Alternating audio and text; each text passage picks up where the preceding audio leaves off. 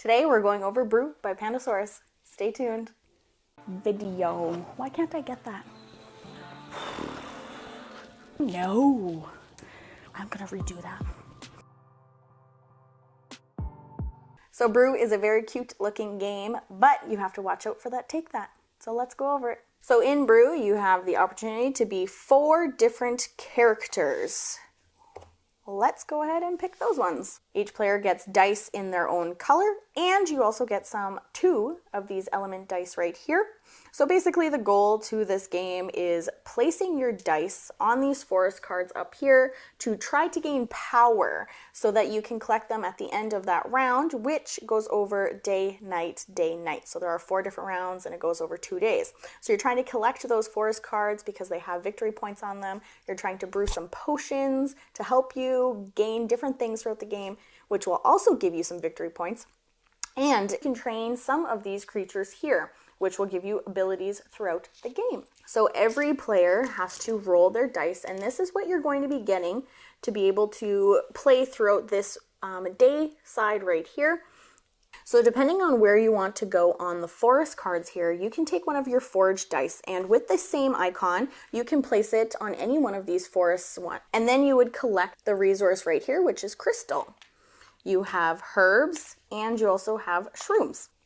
So you would collect that. So once you've placed your forage die or an element die on either the forest cards or the village board, then it is the next player's turn, and you keep going like that until you have no more dice left. Aside from collecting resources, you can also place a die right here, which will allow you to train one of these creatures here. So you have the option between these 4. You would just collect it and place it right beside your board like this. Now you're allowed to have up to 3 of these. I like to place them like this so that you can just continuously see the ability on them. And just to go over these right here. So whenever you're placing a die in a fall forest, you can scorch any of the open spaces. So scorching would just be taking the ability away from either you or an opponent for placing one of the dice there to potentially take over that spot or take over that whole forest card. So, and then this one, whenever you place any element on this card, so one of these dice right here, then you are able to gain 1 of each ingredient. So the resources right here. And then this one right here, at the end of each round, you may trade 1 of these, which is an energy berry, and these are a wild. You can basically use that instead of any of these resources or ingredients right here. So that one would allow you to trade in 2 of those for 4, or trade in 1 for 2 points, victory points, which are these right here. So now you're collecting these creatures here, and they have the same symbols as the forest cards here. So now let's say that this was the end of the round, nobody had dice anymore, and this is how it would end. Because there are 2 dice here, so that would make it a tie and no player would gain that forest. However, the next 2 forests, so these 2 forests, this one would go to this character here, and this red die would go to this character here. So both of these are going to be worth some points at the end, but also whenever at the end of the game, you are allowed to take one of your creature cards here and flip it over to be placed on a corresponding forest that has the same icon, so whether it be summer, fall, winter, or spring. And if you have a forest card that has 2 different seasons on it, the whole card can be both. So because sometimes you have an ability that will only trigger whenever it is on a fall location or spring or summer or winter, but say that forest card has 2 different seasons on it, that whole card doesn't matter where you place it, even though that it kind of does look like it is divided in half. It doesn't matter where you place it on that forest, it will count for whatever season that you need it to be to gain that ability. So now because this is summer and this is summer, you'd be able to flip that over for the end of the game, and that's kind of how you're going to collect some more points at the end. Now you're allowed to place any of these creatures on top of your forest cards that match with the icons at any time, but I think the best time would be at the end so that you can make sure that you have enough creatures for however many forest cards that you have and make sure that you don't have any left over. So this round has ended. All the dice get placed back to their characters all the fire or the scorch tokens get taken off. The forest cards get placed with whoever gained them or whoever had the most power on them. Any cards that were not collected just gets placed to the side. Now that was the end of the round. What you're going to do is flip from the day side to the night side, and this is round 2 because again the game goes over 2 days. So you flip these cards over and then you have your new forest cards for nighttime. Now, the only thing that's different with this board is you still have to place your dice here. These ones can be any type of dice. It can be your forge dice or it can be your element dice right here. So you're able to place either of these on here and there is no limit to anything on here for these dice. But there is a limit to 1 of these dice right here. So they are pretty similar to what's on the day side, but they are just a little different. So for example, this one, scorch all empty spaces in 1 forests, which isn't really that bad because that would take away any open spots for anybody else to be able to place any die there and potentially taking that forest away from you. And then for wind right here, it would be to gain 1 energy berry and be able to train 1 of these creatures. For water, you can trade 1 of either of these ingredients for 1 energy berry, and you can do that up to 3 times. So along with placing your element dice on here, you can also place them on top of the forest cards. Now the fire here, it says that you may place, it may be placed on top of any placed die in a forest, and you can cover the dice, or the covered dice do not count anymore. But if you have this on top of, let's just say in the forest, you have it on top of that, and then Ren here wants to have control over that forest, they wouldn't be able to because now it is tied even though they have covered the other opponent's dice like this. Then we have the water symbol right here. So the water, it says when placed on an ingredient space in the forest, you can gather +2 of that ingredient shown. Then the wind here, it may be exchanged with 1 of the placed forge dice in the forest, and then you can return that forge die to your pool. So if that was placed on top, you would just essentially place it like that, and then you would get that extra die. This one will allow you to gain any 1 ingredient, and this one you can reveal and reserve 1 potion. Now what that is now you have the option between 5 to take. So whenever you are reserving potions, so you put this card somewhere beside your board so that you know that you haven't paid the cost yet and you're not going to be able to use it until you do pay that cost. And then once you do pay that cost, these cards, these potion cards go to your hand and you're able to use those whenever you want during your player turn. So that was how you reveal and reserve 1 potion. Now during your turn, you always have to place 1 die anywhere on either the forest cards or on the village board right here. But you don't have to do this in any particular order. So also, instead of placing a die, or not instead, but another option that you can do is brew 1 potion. So that is if you have enough of your ingredients here to brew a potion, which I do for this one right here. So now I did pay the cost for this, so I would be able to put this into my hand and be able to use it anytime, because that is another one of the options. So you have to place a die, but an option is to brew a potion and then use it. So now once you use the potion, so these potions all kind of give you different benefits here. So this one here, it says move any placed forge die to any empty forest spaces. So you'd be able to take any of these that are placed on the forge cards right here, and you can move it to another empty spot. Now this one allows you to re-roll any number of unplaced dice. So now these potions do come in handy just because the main game is placing your dice.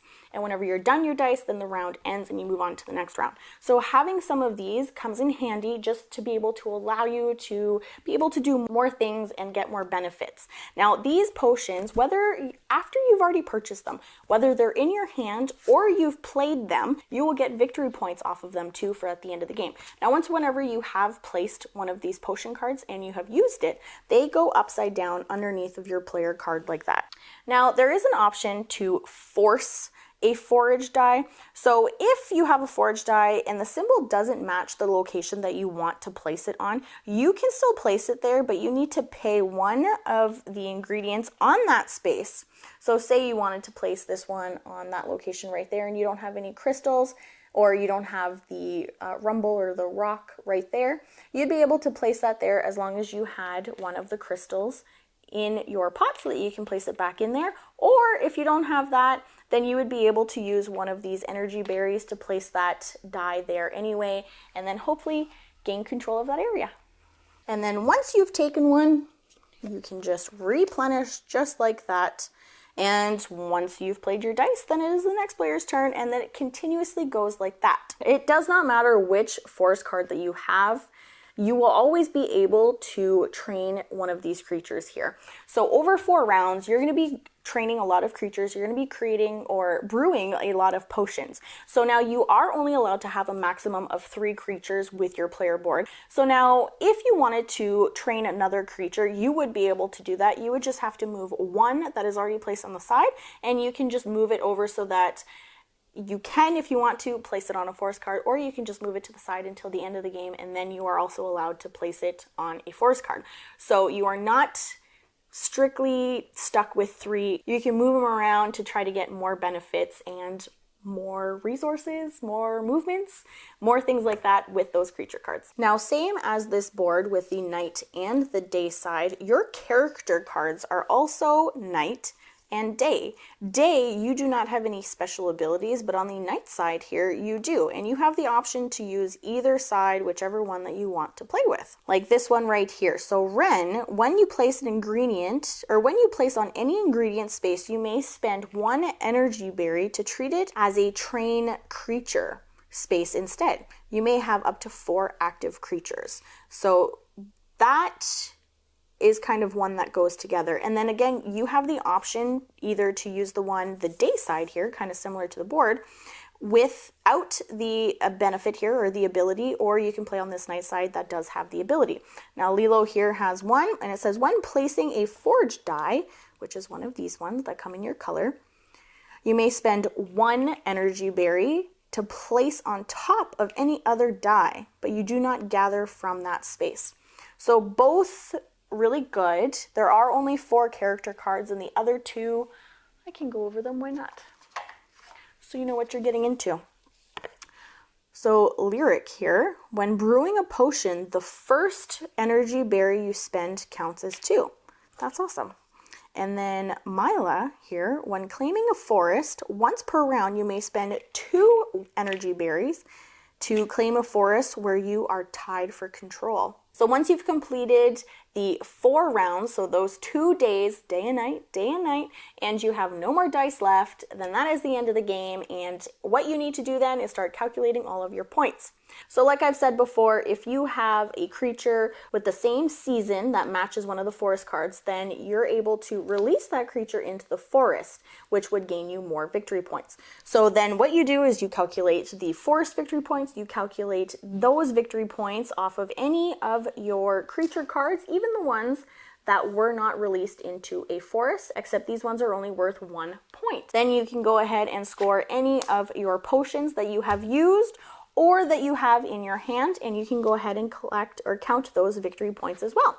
And then if you had any of those creature cards or any other cards that would allow you to collect victory points after any rounds, then you would go ahead and count those in there as well, and whoever has the most victory points at the end of the game is the winner. This game of Brew is very, very cute. I'm just going to start off by saying that. It looks cute, but this game definitely has a bite. I think the characters and the artwork and how colorful it is definitely caught my eye, and which is exactly why I wanted this game. Bring it home and open it and play it. And I knew that it was Take That, I knew that it was area control, and I knew that it was dice placement. I knew all that, even though going into it knowing that Take That is not my favorite and neither is area control. But dice placement is. So I figured I would give it a go and I would see how it is. So anytime that I have ever played a Take That game, I take it very personally. I like to be left alone in my game, and I like to play how I want to play. I don't want anybody messing me up because I suffer from AP, which I'm sure most people do. So when you start messing with my gameplay, then it throws me for a loop, and then I have to try to figure out another strategy or recoup from that. And every time I'm affected by another player's turn, it definitely slows the process down, and I'm always feeling like I have to play catch up after that, which is not the case in this game, surprisingly. So I didn't find that while playing with Nick, he wasn't doing anything on purpose. It wasn't, oh, I'm going to do this just to mess with your game. Of course, you do try to do a little bit of that because you don't want the other player to end up with too many forest cards, because then that gives them the opportunity to collect even more creatures and then gain more points, because you're flipping them over. Instead of 1 point, it's 3 points then. So that's why it is take that, right? So, but at 2 players, there wasn't a lot of that because there are 3 cards there. So for the most part, at 2 players, it was okay. There was still some take that. There were still some moments where I was like, I don't know what you're doing, buddy. I don't know what you're doing. But because you're also trying to collect those points, you're still sticking to your own forest cards with a little bit of, hey, I don't want you to get that forest card either. So the take that in this, especially with 2 players, I haven't played it with any other player count. So especially at 2 players, it's really mild, I would say. The more that you go on, it gets a little bit bad, is what I would say, is what I would think with this game anyway. So 2 players, I think this is a really good 2-player game, especially even for area control. Like, there was a lot of times while we were playing this game and Nick would do something, and he told me this afterwards, and he was like, I definitely didn't think that you were going to like that when I did that, because he knows how I react and how I am playing area control games and take that games. But the whole time I was thinking, it's just a game. Just let him do it. We'll figure it out. And I mean, I didn't win too many games with this, but I did win 1 game. So there is hope. So if you suffer from AP, not even suffer, I don't think it's suffering. It's just overanalyzing everything.